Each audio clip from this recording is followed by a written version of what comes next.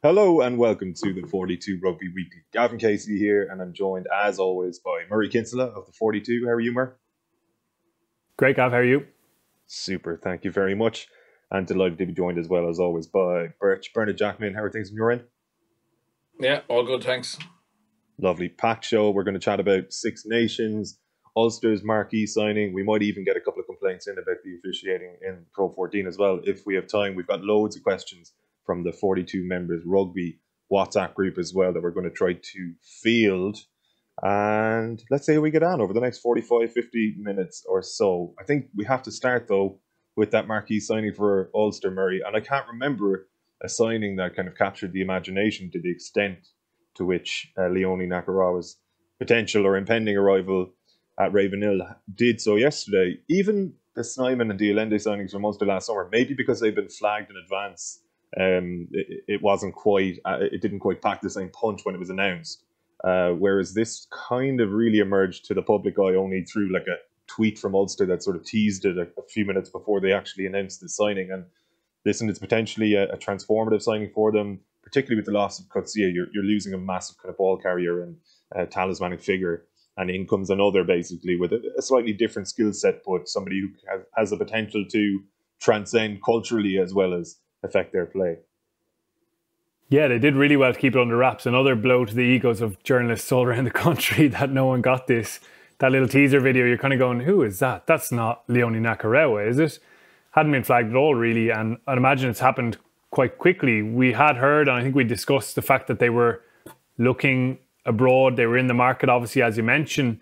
But it is a really exciting signing. When he was at his best, maybe pre-World Cup 19, he was one of the very best players in the world. So effective. Obviously, the offloading is a remarkably unique skill set. He's one of the best offloaders ever to play rugby, and it's a thrill to watch him when he's in flight. Really strong carrier, obviously, very good in defensive collisions as well, and his line-out work is really superb. So there's loads of skills there. I suppose on the other side of it, though, he just returned from a year out of the game. He's had a long-term knee injury at Glasgow, so he's only actually played, I think, 4 times since the World Cup. He got sacked by Racing 92, obviously, in December 2019. They called it insubordination. He disappeared for 2 weeks, essentially, didn't return their calls. And they said it wasn't the first time it happened. So there was obviously issues there off the pitch in Racing. So it has been a really tough time in his career the last year. And I guess the job now is to get him back to full fitness and firing. He's still only 32. There's plenty left in the tank for him. But there's a bit of a punt, I suppose, in that sense that he hasn't played a lot of rugby. I'm really excited to see him, as they've said themselves, in the back row. It's clear that he's kind of coming in and they're probably using some of that salary that Coetzee is vacating to pay for him. So yeah, I'd have a bit of trepidation around it, to be honest, in terms of him not having played a lot. But if they get him back to where he was, what a sensational player. Any trepidation for you, Birch, in relation to playing time, in relation to him ghosting his previous employers, or is this potentially just the right environment for him? Look, my understanding is that he's not a cancerous guy in the dressing room. He's actually a really good, really likable guy. When he's there, he trains really hard. The issue with Racing, and it happens to a lot of Fijians in France in particular, is they tend to miss the return to training date for a variety of reasons. I had a guy, Rattini, a very talented winger, and he was 5 or 6 weeks late back for pre-season, and his passport blew away in a hurricane was one of the excuses that we got. And his agent couldn't get him. And in fairness, look, it's obviously, for 11 months of the year, they're away from their families and they are family focused. And then it's a long trip back. They lose 2 or 3 days to get there, 2 or 3 days to come back. So in some ways, I can understand how they can be slow to come back. But I look, a lot of people in Racing felt that they should have, that they were being overly harsh on him, but obviously they wanted to stick to the rules and make sure that there was no favours for anybody else. So look, it happened. The only worry would be, as Murray said, is that he has been injured for a while, so current form isn't there. But in terms of talent, ability, he's a phenomenal player. And Racing played him at 8, a bit as well. And I saw him at 8, and he was effective at 8. And you wouldn't have thought he had the skill set to do it, but you wouldn't have thought he was going to be a good 8 because he's such a good lock, and not many can do that, but he can. And Ulster were very close to signing Mata from Edinburgh. In actual fact, I think they thought it was done. It was a late U-turn. So Mata's an unbelievably effective player in the Pro 14, and I've no doubt Leone, when they get him back fit, will be a joy to watch. And it's a great replacement for Coetzee, even though it's not really a traditional like for like 8, and Coetzee was more of a battering ram, whereas Leone can kind of do a little bit more as well. So great signing for the Pro 14, great signing for Ulster. You mentioned the Mata U-turn there, and quite often you do steal a march on the journalists just through your connections in coaching and so on. Did you have any inclination that the Nakarawa signing was on the table? Did you keep it close to your chest? I didn't know last week, but on the pod, of course I would have told you, but I had heard rumours on Monday and Tuesday. Look, I think Glasgow were probably given permission for the SRU to bring him in when he got sacked from Racing, kind of outside of a normal budget. So they got special dispensation because he came available, late or early in the season, but outside the normal signing period. And then obviously he's been injured. He's not a project player. He could be gone in November. So I can understand why Glasgow weren't able to be as ambitious probably in the market as Ulster. But I think you compare that to Connacht's number 8 signing, whose name escapes me for a second. That's a complete gamble, and you have to hope that they can make him the player he potentially is. Whereas Leone, all you're doing is making sure that your medical team have done their job, and there's no reason medically why he won't get back. And if he gets back, he's a proven world-class player. So just an example. And look, there's budget involved. Connacht doesn't have the budget that Ulster have, so they have to take those punts. But for me, I think it's a great signing, and it's a really good replacement for Coetzee. The excitement of the fans as well is a brilliant part of it. Like, sports should be fun. Following your favourite team should be fun, and this is fun. The way it was announced, as you say, Gav, the skill set he brings, like whenever fans are back, I know they always have good attendances in Belfast, but it's going to be even more of a rush to get into the stadium to see him live. He is one of those players that I've been lucky enough to see once or twice, and it's a thrill. Even as a journalist who goes to loads of games and coaches as well, it's someone you talk about watching play and following around the pitch and seeing what he's doing. He's a thrill to watch. The other side of it that's going to be interesting is whether or not this means that one of the other Irish back rows isn't going to move to Ulster. We talked about that possibility, that prospect, the sense that maybe there was an opening there now, and David Nucerafor probably wanting to fill that with an Irish player. So it'll be interesting to see if that still happens, as well as Nakarawa joining. There's a lot going on behind the scenes contract-wise and negotiation-wise. So there's lots of water to go under the bridge. And I'll be fascinated to see if one of the Irish guys does now also make a move there. We also have David McCann, it should be mentioned, in Ulster, who's a big prospect as well to develop. Yeah, I'd hate to see someone go there and block McCann, really. But also, just interestingly, and we're going to talk about the squad in a second, I think that the alignment that was probably there with Joe and Nucerafor in terms of being able to go to players and say, look, you got to move. You got to move. If you want to play international rugby, you can't be on the bench for Leinster and Munster. This squad has actually kind of put that back in doubt again, whereas, you've Ronan Keller, who's not first choice at the moment for Leinster. You've Gibson Park, who's behind Luke McGrath. You've Craig Casey, who's behind Murray. So it's just interesting. I'm not saying that those guys don't deserve their spots, whatever. Like, I think Keller is the future Irish starting hooker. But it makes it harder for Nucerafor or a Dan McFarland or an Andy Friend to be able to really genuinely go and say, look, you have to leave. You have to leave to play for Ireland, And we saw it last year when Deegan and Doris kind of broke into the Irish team, Irish squads, without really being sure that they were first choice for Leinster. And it's just something to take note of. I mean, there was real alignment from the top down, and I'm questioning whether everyone's on the same page at the moment. But we'll talk about it, I'm sure, again. Just noticing my connection is looking dodgy, so I'm not sure. Can you hear me there? And if you can, I'll continue. If not, I'll switch my connection. All good? Let's talk about the overall contract situation then, because there was a piece with Billy Holland yesterday. I think it was yesterday. He spoke really well about the challenges facing players at the moment that the provinces. Johnny Sexton was talking on international duty as captain about checking in with guys, making sure things are going okay for them, because so many of them, literally half the professional players in Ireland, are in the midst of contractual negotiations, or at least at risk of running out of contract pretty soon, at the end of this season, basically. And for a lot of guys, it's going to mean enforced retirement, probably, because there won't be other homes for them in the current climate. But equally, as Billy Holland was saying, it's difficult for him to turn to a 25-year-old and tell them, listen, it's going to be grand, because it might not be. And there is going to be upheaval, and there are professional challenges facing a lot of people at the moment, as well as personal challenges. Great for, say, Ulster that Ian Madigan signs on. Got his thunder stolen a little bit, I think, by the Nakarawa announcement moments later. But, you know, like, it was good to see him sort of secure his future, if you like. He mentioned his family is settled up in Belfast really nicely.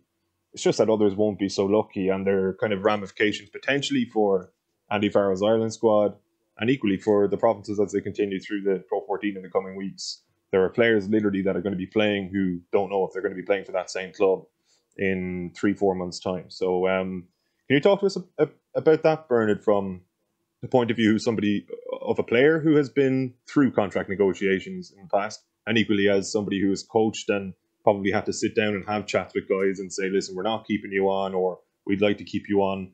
To what extent can a player compartmentalize it and sort of keep their play separate to that personal upheaval? And to what extent can it actually have an impact on a player when they're either playing for their club or their country?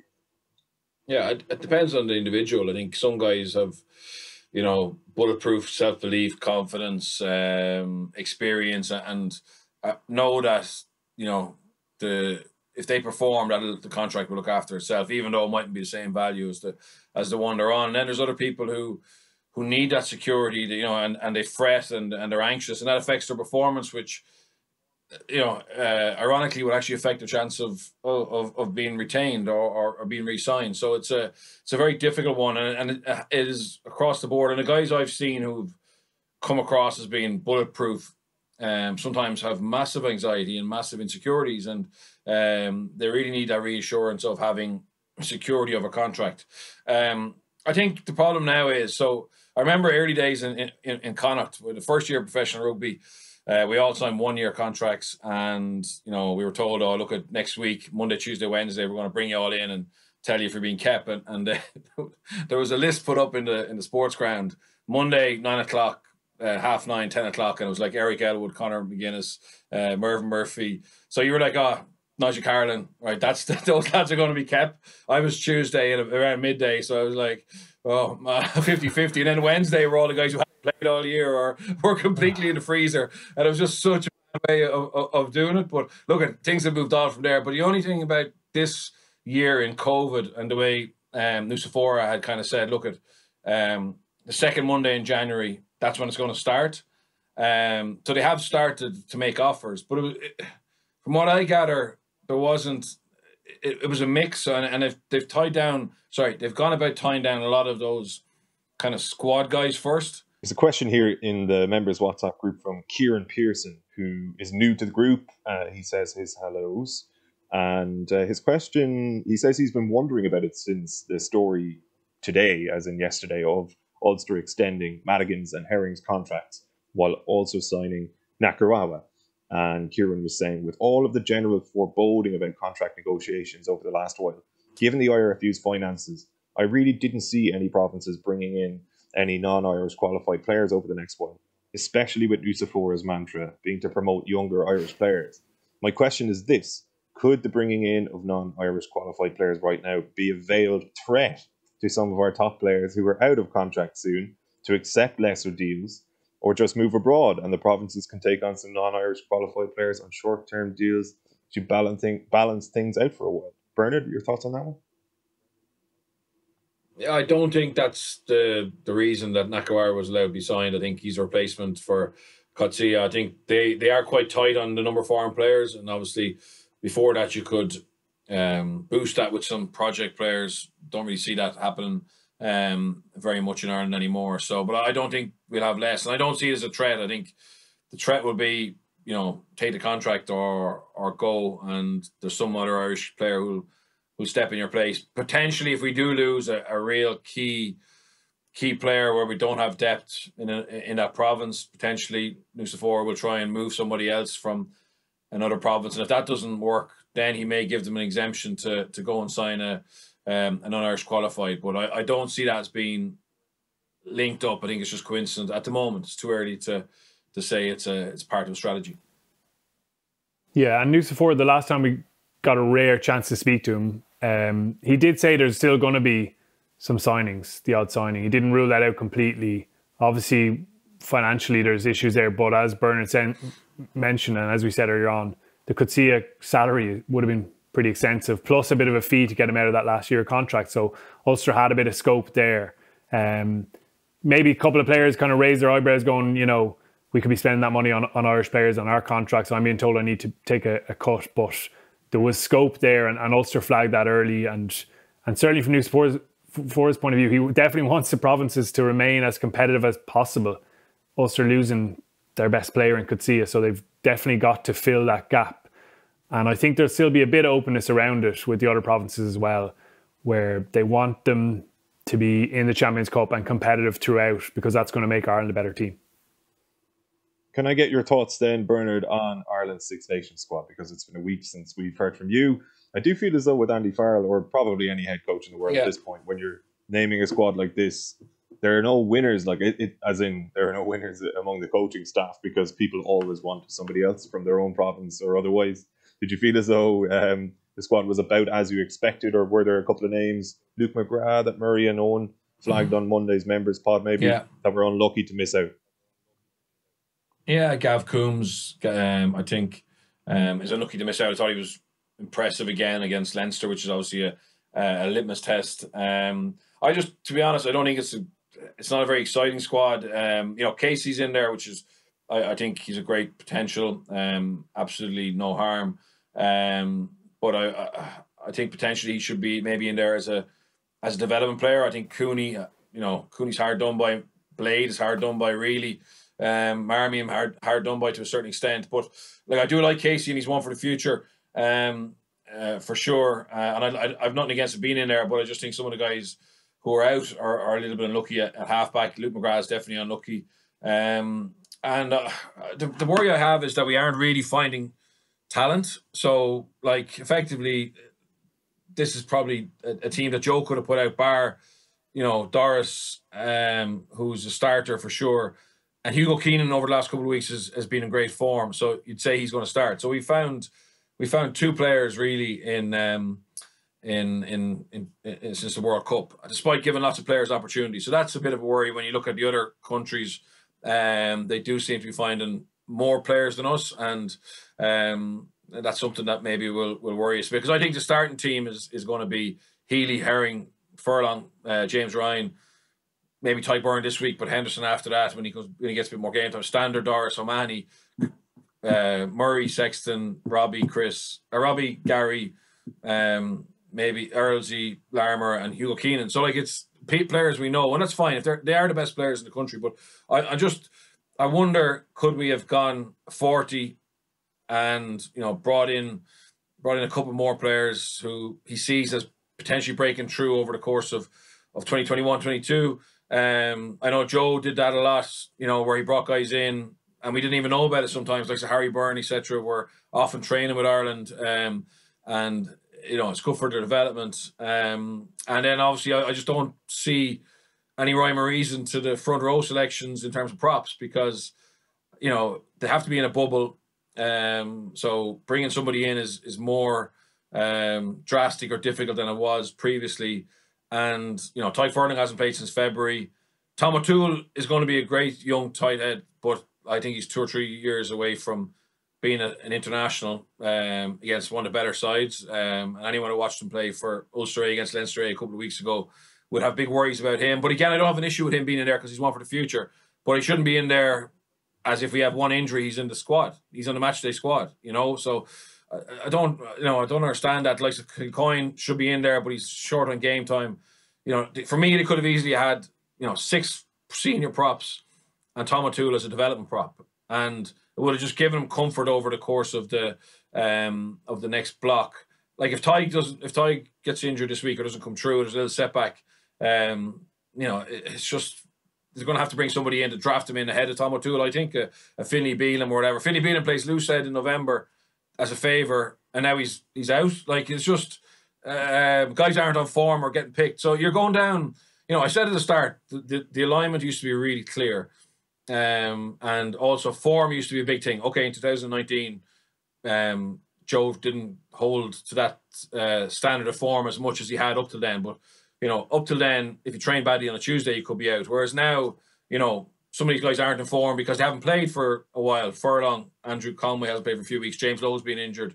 Larmour and Ferris has come back and look sharp in certain areas and not so sharp in others. But for me, that's the issue around. It's not really clear where we're going. It's still not clear what our style of play is either. And maybe now with Paul coming in, we'll have a real clear defensive footprint. Maybe we'll have a real clear attacking style. But there's just a lot of question marks for me. And I hate to be negative because, I want Ireland to do well. And hopefully we will. And look at this. I'm not saying that. My worry about not many guys coming through isn't that. I think that the senior players aren't still the best players. I do.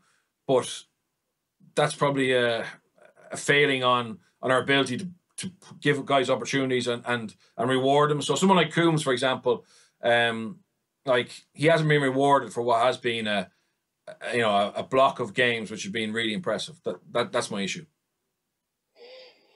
Well, kicking on, Murray, and sort of move away from the squad, looking at the chances of Ireland doing something in this competition, because we've got a lot to pack in the next sort of 10, 15 minutes before we wrap. And there were a couple of questions here from Caelan and Gordo in the group. So sort of contrasting questions, if you like. Caelan was saying, with key injuries popping up for France and England, and given the settled nature of Ireland's squad, what's a realistic goal for this team? A tournament win, 4 wins out of 5 and come second. Whereas Gordo says, Lost you, Gav. To flip it a little. Oh, shit. Yeah, just start that again, Gav. No worries. You hear us, Gav? Yeah. Yeah, I can start hear that you. one again. Thanks. Are you able to hear me? Yep. Got you now. Yeah, got you now. We'll kick it on and talk about Ireland's chances of actually doing something in this competition. So, Murray, I'll throw these 2 questions to you. They're from the members' WhatsApp group, members.the42.ie. Caelan says, with key injuries popping up for France and England, and given the settled nature of Ireland's squad, what's a realistic goal for this team? A tournament win, 4 wins out of 5 and come second? Whereas Gordo says, to flip it a little, if things don't go to plan in this Six Nations and we come out with just 1 to 2 wins and with no real improvement in performance, does Andy Farrell's position come under serious threat? He says he was listening to Bod on Off the Ball yesterday, his second favourite podcast, he says, and he made a good point that nobody will be changing a head coach a year out from the Rugby World Cup, that being next year. So does this Six Nations become quite significant? And he too apologises for the somewhat negative question and sincerely hopes it doesn't come to that. Your thoughts on that, Murray? I suppose the expectations of Ireland and what is right to expect from them in this tournament. I'd probably expect something in between the two of those extremes, to be honest. I'd be very surprised if they go and win the tournament. I think France and England, even with a couple of those injuries, are really strong. I mean, Entomac's going to be missing the first few games, but Matthew Jalibert is playing some stunning rugby at the moment. And he's a guy who's, you remember him starting that match where he injured his knee. He was the big hope before Entomac was. England obviously have buckloads of quality up front. And I expect them to be the top 2, to be honest. It is a stronger Ireland squad on paper alone. Like, I agree with loads of Bernard's question marks there, but I think even with the question mark around game time, a lot of guys, I think it's right to get your best players back in there. It's the Six Nations. Ireland want to go for this. You've got Ringrose back, a guy who's so important. Larmour's been good in Test rugby. Henderson's really experienced at that level. Tyke Furlong, obviously, if he can get up to speed, it is a big question mark, is world class. Dave Kilcoyne, unbelievably good ball carrier. So I think Andy Farrell, well, he does. He feels he has a much stronger squad and a much better shot at this now with those guys back in the mix. The thing, just to go back to the squad, the thing with the younger guys and developing the squad is, it's funny how, say with Coombs, Rhys Ruddock is the one who gets in ahead of him. If Rhys Ruddock wasn't in the squad, Farrell would have been criticised, as you say, Gav, for not having that informed player in. Without Tom O'Toole and Craig Casey in the squad, he's probably getting criticism for not looking to the future. So there's a balancing act there, and it's a really tough one to get right and to keep everyone happy. But I do think it is a stronger Ireland squad with qualifiers over the game time and guys getting into form. It's obviously a particularly strange time now anyway with that kind of stuff. But I'd be leaning more towards, I think Ireland can improve with the quality of player they have back in. Stockdale's probably the only one missing out from autumn. He's got that knee injury, but he could be back by round 3. And I'm really excited to see how that style of play develops or improves with the quality of player coming back in. I mean, if you get Porter and Furlong in the same matchday squad, what a duo to have. So yeah, I'd be slightly leaning towards the more optimistic side, while probably expecting Ireland to be third. That's, I think, where they are on the bookies lists, and it probably feels just about right.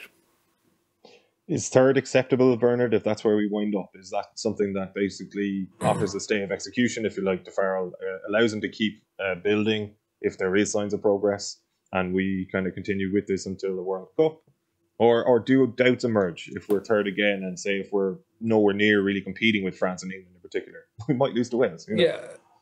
Yeah, I think, to be honest, third would be. I think third is where we finish, and I think it'd be about right.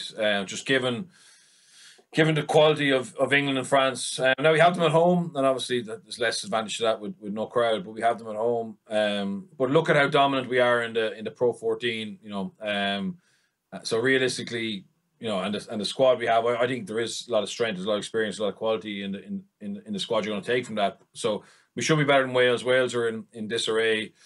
Scotland, we thought, you know, were maybe a coming force, but they you know, we blew them away in fairness in November, and Italy are also ran. So, you know, we should be able to be third, and anything above that would be a pleasant surprise, really. But to be honest, look, we're optimists. We want Ireland to be number one in Europe, and get ahead of England or France. We really need to nail down how our brand of rugby and become really good at that, because I think at the moment England have more power, France have more X factor.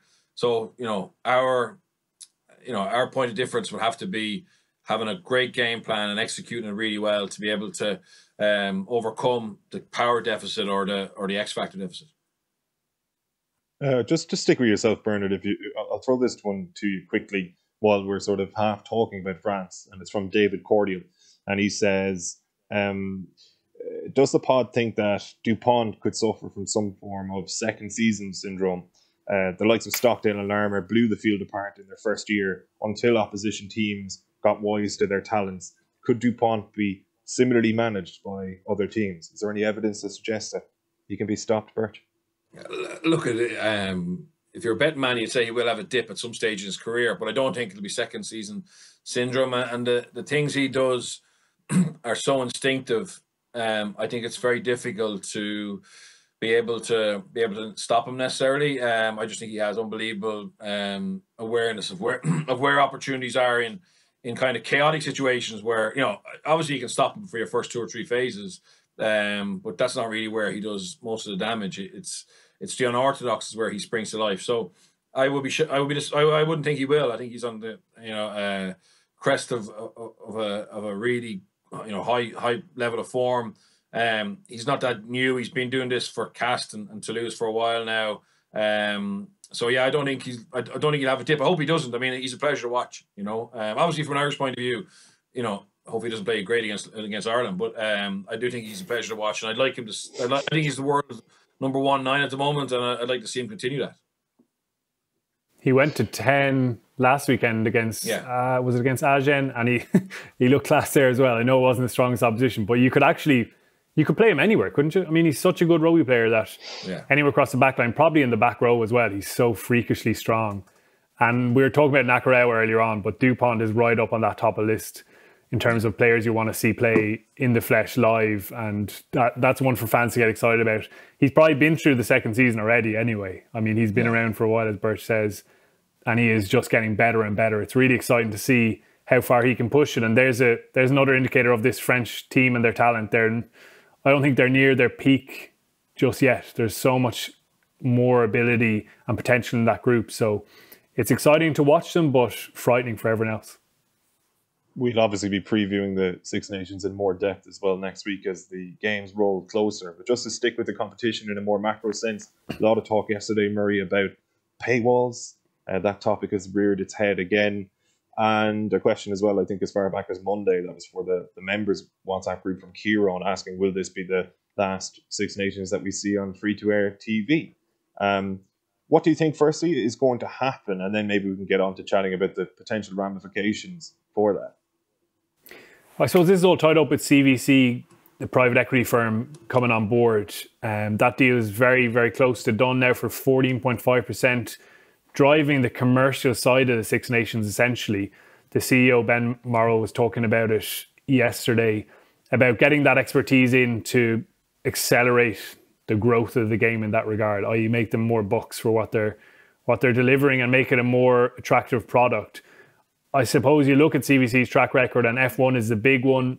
They went in there in 2006, they took it off free-to-air TV, and they made it much more profitable. But I know a lot of people's experience is that they don't ever see F1 these days, and they've no exposure to it at all. And there's that side of it to balance. So he insists that this isn't going to be the last championship available all to free to air.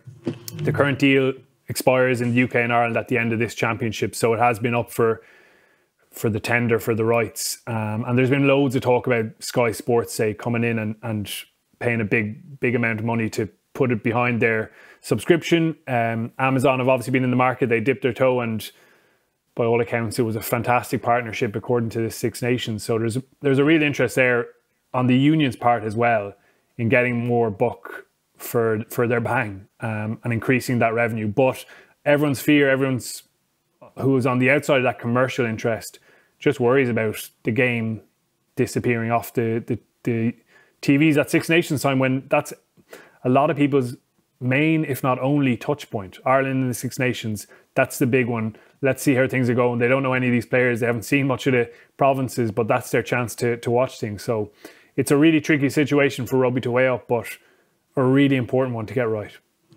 I think that's the key point, Bernard, that Murray mentions at the end there about the casual fan whose only consumption of rugby might be the Six Nations in February and March time, right? So I saw Simon Thomas from Wales Online, who's a brilliant rugby journalist, just put it out there on Twitter maybe a week or two ago about what people thought would be the ramifications for, say, children watching rugby. If it went behind a paywall, would it mean that less kids would be able to watch the sport and therefore less kids would be inclined to play it? And a lot of people were replying saying, my 7-year-old, my 8-year-old doesn't watch it anyway. He plays it on maybe a Saturday morning, but he's not watching it on terrestrial TV. But I actually think that's not quite the point. Like, of course, you want people involved in the sport from a young age and so on, but it's actually not a situation in which we should be thinking of the children necessarily, but more so the masses and the sports status as a kind of a cultural staple in the springtime and other ones. Because listeners will probably have a similar experience to my own, where my mother will sit down and watch a Six Nations game because she's seen ads on RTE after the news throughout the week and she knows they're playing Wales. Whereas when Munster beat Clermont a few weeks ago, she couldn't have given a baker's you-know-what. Like, she didn't know the game was on. She doesn't watch Munster. And this is a woman who back in 2006 and 2008 absolutely bled red. You know what I mean? Because people in the early 2000s were exposed to an Irish team, an Irish club, competing with European elite, beating them, getting to European finals, and it created a cultural movement, if you like. You have people around the country who support Munster who aren't even from Munster. But when the Heineken Cup moved behind a paywall, it's run into so many problems since. It's not the same, it doesn't have the same kind of cultural standing as it used to. And that would be my fear for the Six Nations, that if you move it onto Sky, there are loads of people who can't afford Sky. There are loads of people who don't want to have to go to a pub to watch a match, and it'll just fade away and become a lot more niche rather than this sort of dominant sporting presence on the landscape in spring. Yeah, absolutely. And I suppose since I started playing in school, I've been passionate about it. So and I suppose what brought it home to me, my first ever co-com gig for RT for a Six Nations game, the commentator beforehand said to me, listen, keep it very simple here. And remember that 80% of the people watching this are new to the game, or maybe don't understand the rules. So just try and explain to them what's happening without getting into too much technical detail. And I thought back to, I suppose, my own upbringing. Like, we're from a Gaelic family, but yes, the Five Nations was on, a couple of, those Saturdays in the spring and beyond on the TV, and we'd sit down and watch it. So it was probably my first access point to the game. And I do think, look at, the problem is that they made money out of Formula One doing what they did. That's the challenge. And it's the only good thing is that the Six Nations still own the majority of the shares, the shareholding in it. So hopefully we get a balance. And I'm biased because I'm obviously with RT, so I'd be shouting for free to air. But realistically, I do think it's my my history of seeing it for the first time on free to air. Your mum's story, Gavin. That's the reality of how we can grow the game, how we can grow a love for it, by getting into more people's houses. And look at some of the domestic leagues, look at some of the European competitions now, how few people actually get to see it. And I don't think that's a good thing. So hopefully the reality also is the money, the game has got its tongue out for money, and that's difficult as well. But hopefully that there will be some kind of compromise where it doesn't go completely behind a paywall, and we get the money into the game, but still give the general public the chance to follow their country's progress. There's an absolutely brilliant question that you got on email, Murray, from Roland Cunningham about Munster and Leinster, which unfortunately we just don't have time to get to this time. We'll put it on ice and come back to it definitely. But just because you guys are both busy in about 10 minutes' time, I want to finish with one last question, sort of half relating to the Six Nations, and because we promised as well at the start that we touch upon it. I'll throw it to yourself, Bernard, to begin with. Niall, as World Rugby want to reinforce, highlight points of law at test windows, what do Murray and Birch feel like has been an area needing clarification, or where standards have slipped? He's noticed collapsed scrums are okay to play on from, again at the weekend, for example. And in a wider point, I know, Bernard, you and so many others, Connacht fans, and people generally over a long period of time have grown frustrated with the officiating in the Pro 14 and probably in the game, generally speaking. Do you want to come in there and sort of talk about what you saw at the weekend, and maybe the feelings towards officiating from coaches and so on at the moment? Yeah, well, look, I think unfortunately the standard of officiating in the Pro 14 is not of the level required. The game is moving on. What the players are doing and the coaches are doing is moving faster than the referees are able to keep up. And a lot of the there's a running joke in the Pro 14 among the coaches that they don't call the referees anymore. They call them the apologists, because on a Monday morning they bang you an email with all the mistakes they made and how sorry we are. But yet, there's no improvement. And look, we all make massive amount of mistakes. But you have to have a growth mindset and want to improve. And some of the things that we're seeing is just not good enough, really. And it's like they're making stuff up as they go along sometimes at the moment, some of them as well. And also, I'll tell you what the biggest issue is the lack of personality, or the way the referees at the moment. A lot of referees are tending to talk to players and coaches. And I don't know if you've noticed it, but there's a big friction on the pitch between the players and the referees at the moment, and that's never going to lead to a positive environment or a good relationship. And referees are there to implement the laws, but the best referees I've ever had and seen have also been able to build a relationship with the players. And I think at the moment it's too far down the I'm the boss and you're the schoolboy line. And I think when you start going down that line, you better know your laws. You better be so accurate that you can't be held to question. But unfortunately, that's not the case. And players see things like the ball not being thrown in straight and being let go. Players see things like, I give you an example, Marcel Coetzee second high tackle against Leinster, and sidestep was used as a reason for a mitigating factor. If you look at the rules, I think there's 5 reasons it can be a mitigating factor. the attacking player sidestepping isn't actually one of those. So it's hard then to actually go, look, at fair play, like these lads are nailed on, So implement the laws that are there. There is a rule around the ball being thrown straight into the line out.